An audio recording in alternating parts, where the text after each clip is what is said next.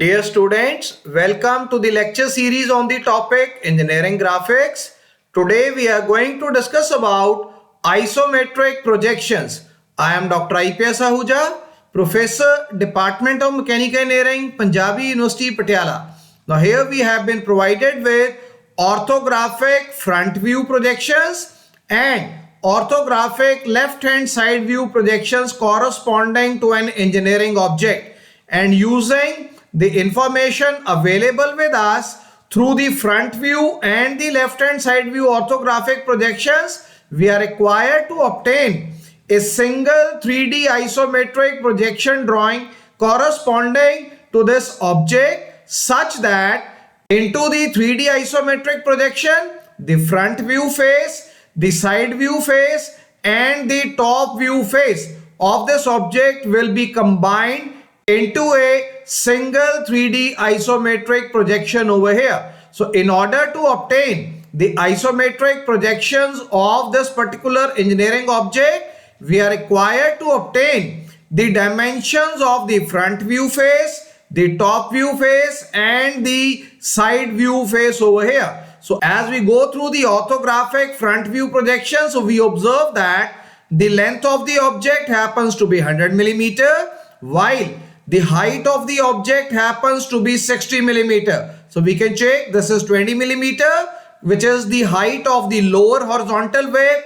This is the height 40 millimeter corresponding to the vertical second element of this particular engineering object over here. So here we have got dimensions of the front face as 100 millimeter by 60 millimeter, whereas into the top view projections we are going to get the top view face will be having length is equal to 100 millimeter and width is equal to 60 millimeter. So the top face will be having the dimensions 100 millimeter by 60 millimeter over here, while the side face will be having the dimensions 60 millimeter will be the width and 60 millimeter will be the height of the object. So the side face will be measuring 60 millimeter by 60 millimeter, and in order to obtain the isometric projections of this engineering object, we are required to convert the true length dimensions which are available with us corresponding to the different elements of this engineering object into the isometric length dimensions over here. So how we can obtain the isometric length dimensions? We have to construct the isometric scale in which the true scale will be drawn at an angle of 45 degree. The isometric scale will be obtained at an inclination of 30 degree with respect to the ground or the baseline.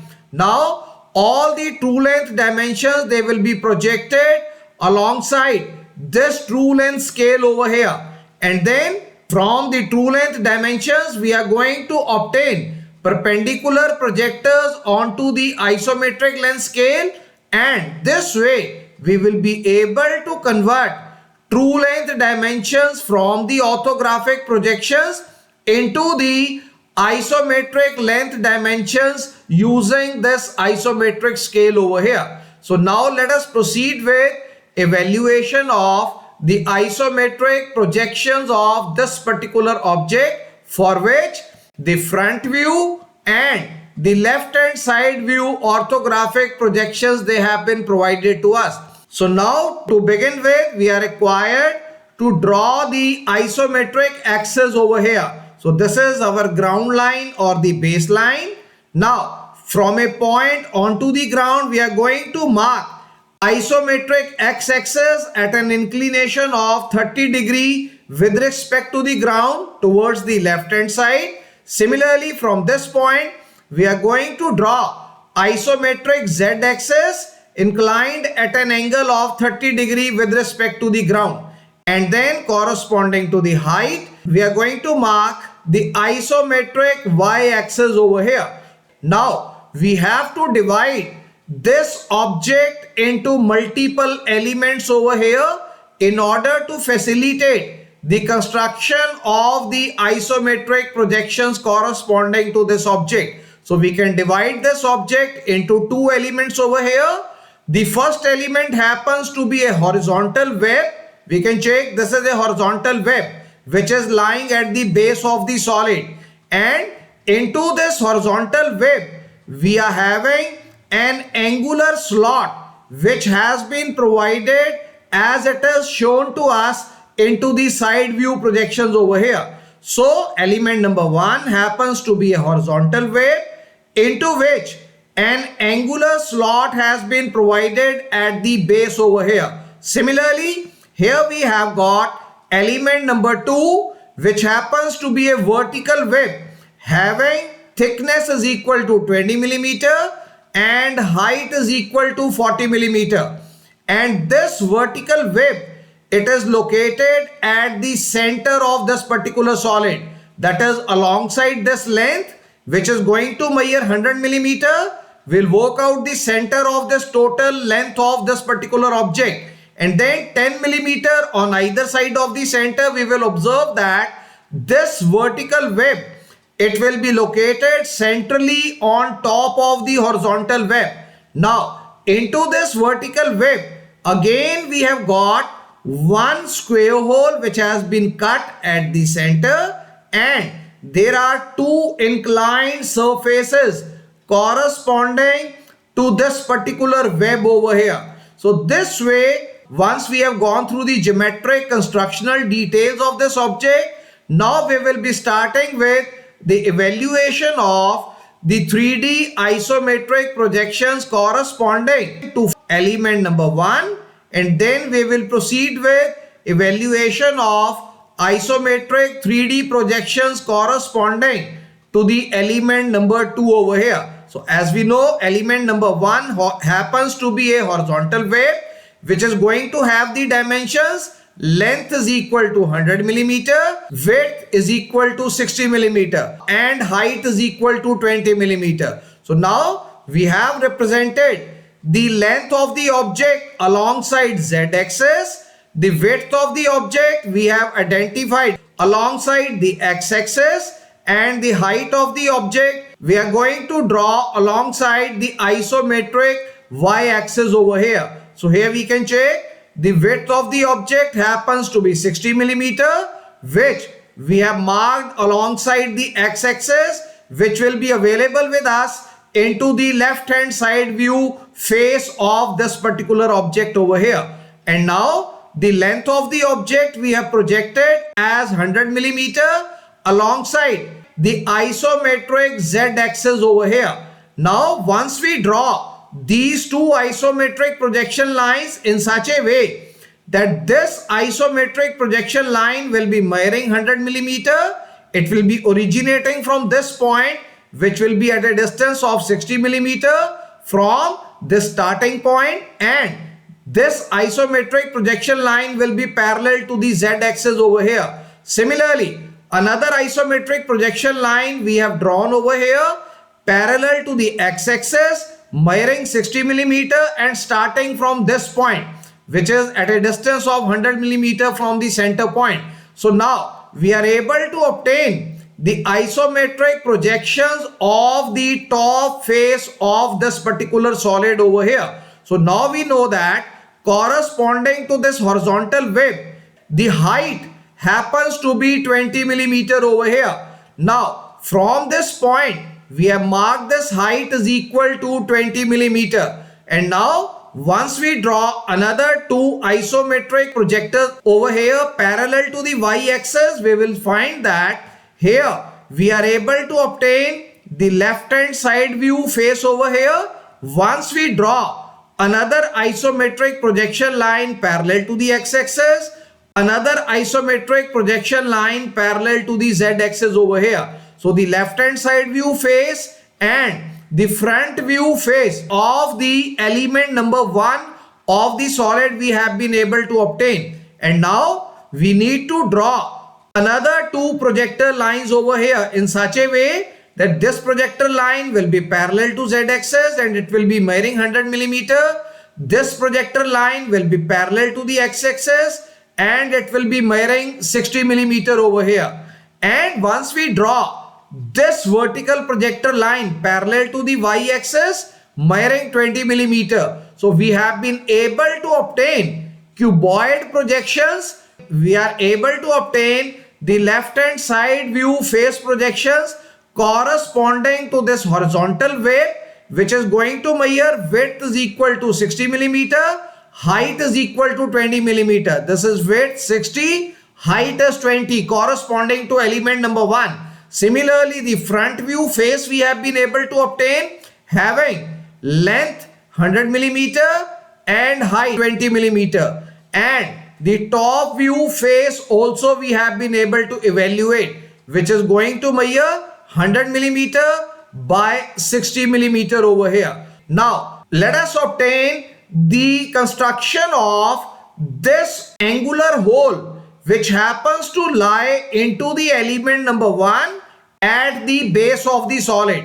So we know that the height of this angular hole happens to be 15 millimeter. So we can check this height of the top surface of the angular hole into the side view projections. It happens to be lying at a height of 15 millimeter, and at the top now we have to draw a horizontal projector line measuring 60 millimeter at a height of 15 millimeter from the base over here into the left hand side view face of this particular isometric projection over here. So now at a height of 15 millimeter we have been able to obtain an isometric projection line, and now we know that this angular hole has to be located into the left hand side face of the solid in such a way that the dimension of this hole at the bottom happens to be 30 millimeter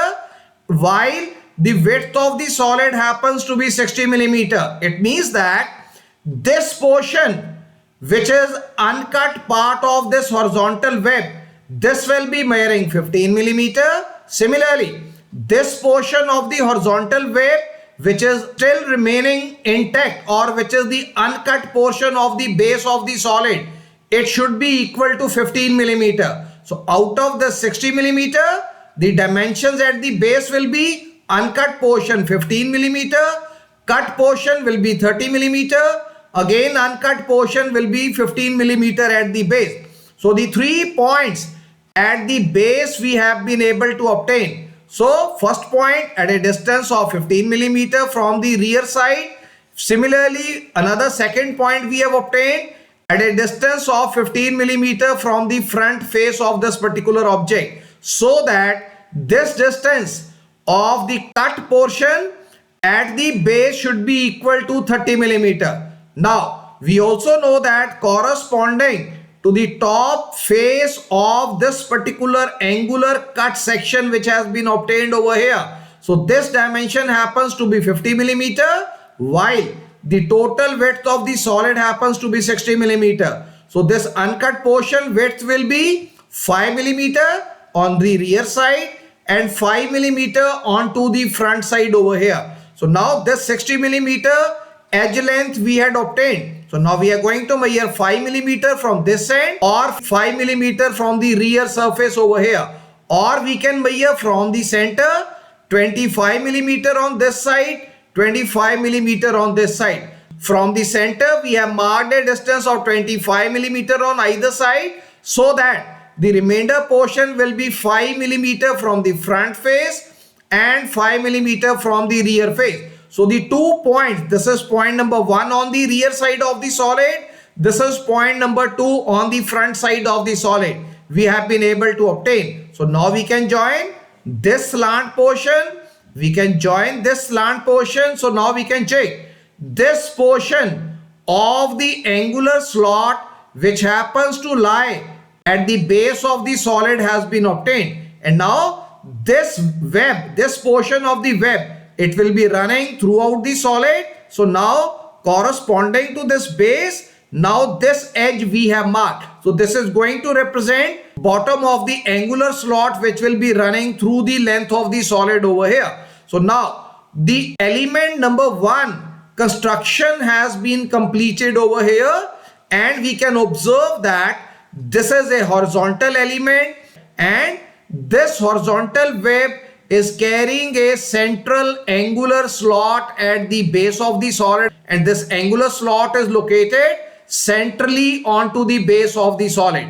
Now, having completed the isometric projections of the element number 1, which is a horizontal web carrying an angular slot, now let us proceed with the construction of isometric projections of this vertical web.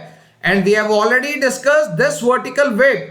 It happens to lie at the center. The length of the web happens to be 20 millimeter. So that if the total length is 100, so 40 millimeter will be this distance and 40 millimeter will be this distance. So now we can check. We have marked 40 millimeter from the left hand side, 40 millimeter from the right hand side face. So this is the 20 millimeter distance we have been able to mark. Now, from these 2 points, 2 isometric projection lines we have to draw in such a way that these 2 projector lines, they are going to define the base of this vertical web, and corresponding to these 2 base points over here, corresponding to this vertical web, now 2 isometric projector lines we have drawn parallel to the x-axis over here. So parallel to x-axis, 2 isometric projection lines, they have been marked into the isometric projections. Now we know that the height of this vertical web happens to be 40 millimeter. This is the height of the web. From these points over here, we are going to draw the vertical projectors in such a way that this isometric length will be equal to 40 millimeter over here. And now if we join the top face of this web, now we observe that the cuboid construction corresponding to this vertical web has been obtained, into which the length is equal to 20 millimeter, width it is equal to 60 millimeter. We can check this width happens to be 60 millimeter and the height happens to be 20. So a cuboid construction we have been able to obtain. Now we know that into this vertical web we have got these 2 inclined surfaces over here, and the top portion of the inclined surface, it is having 30 millimeter width at the center over here. So from the center we can measure 30 millimeter, or from the ends we can take out 15 millimeter over here. So 2 points we have marked alongside these 2 isometric projector lines in such a way that the top face of this vertical web, which is going to measure 30 millimeter by 20 millimeter. So width is represented in the side view, length is represented into the front view projections over here. So the top portion of this vertical web we have been able to obtain, and we know that this vertical web, it carries a square hole at the center which is going to measure edge length is equal to 20 millimeter. So what we can do, the width of this square hole, it is 20, height of the square hole happens to be 20, and this square hole is located at the center over here. So at the center point we can mark 2 points over here, and from the center point we'll take 10 millimeter towards the front side, 10 millimeter towards the rear side, so that this width of the slot we have been able to obtain as 20 millimeter over here. And we also know that the height of the slot, it is also equal to 20 millimeter. So once we mark the width of the slot, so 2 isometric projection lines parallel to the y-axis we have drawn over here, and this height to begin with will be 40 millimeter. But we know that this is a square hole lying at the center of top surface of this horizontal web over here. Now height we have to mark as 20 millimeter. So please check, we have marked height of the square hole equal to 20 millimeter. The moment we mark the height of this hole is equal to 20 millimeter, we have been able to obtain this square hole at the top of this horizontal web which was lying at the base of the solid.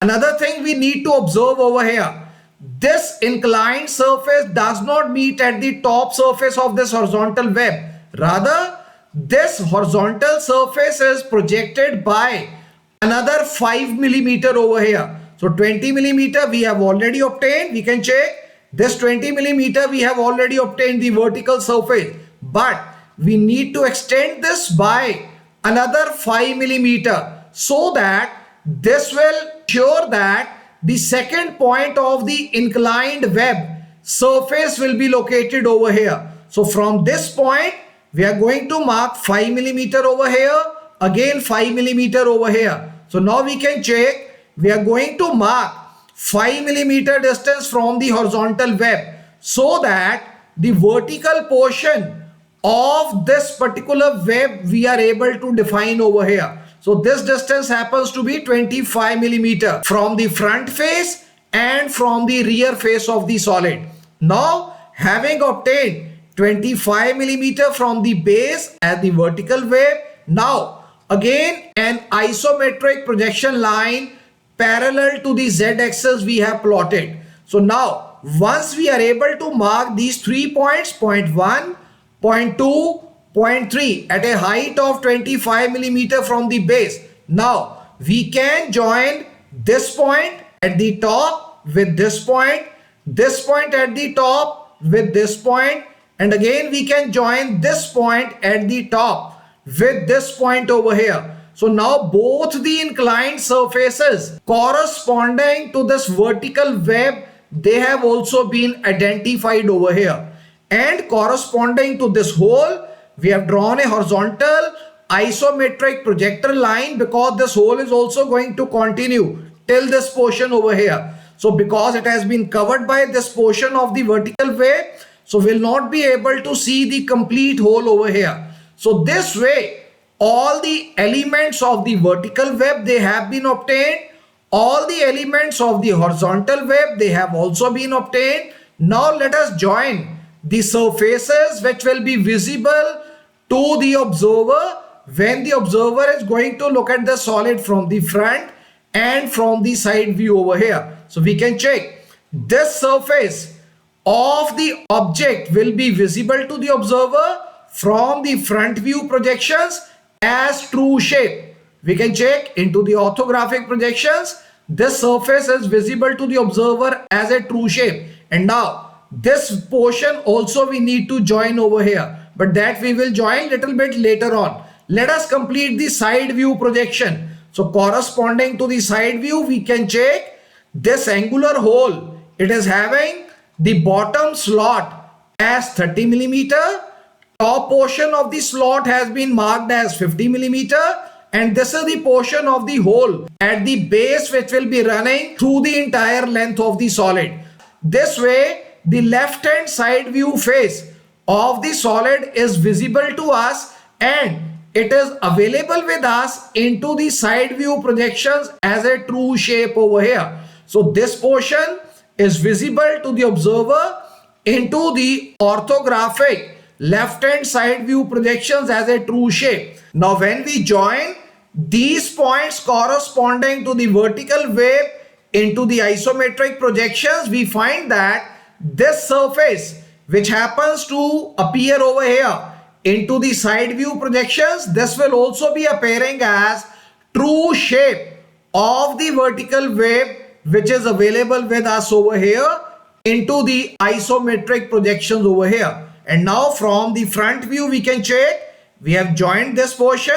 So this portion is visible as a true shape projection over here into the orthographic projection, but this portion, it is an inclined portion over here. So this inclined surface of this vertical web will be projected as apparent shape into the orthographic projections into the front view projections over here, and corresponding to this hole we have got a dotted line into the orthographic projections.